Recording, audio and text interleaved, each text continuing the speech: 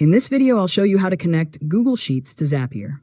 First, sign into your Zapier account and click Create to start a new Zap. Choose the trigger app for your workflow, or select Google Sheets if you want your automation to start when a spreadsheet changes. Next, search for Google Sheets and select it as the trigger or action app, depending on your workflow. Click Sign In and log in with your Google account.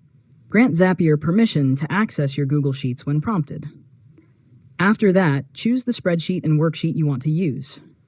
Configure the trigger or action by selecting the appropriate event, such as New Spreadsheet Row, Updated Spreadsheet Row, or Create Spreadsheet Row.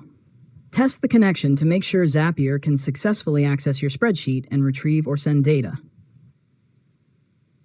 Now continue building your Zap by connecting another app, mapping the fields between the two services, and reviewing each step to ensure the information is transferred correctly. Run another test so you can verify that your automation works exactly as expected. Finally, click Publish or Turn On to activate your Zap. From that point on, Zapier will automatically monitor your Google Sheet and run the workflow whenever the selected trigger occurs. And that's it. You've successfully learned how to connect Google Sheets to Zapier. If you found this tutorial helpful, make sure to subscribe to Learn ModeLab for more tutorials.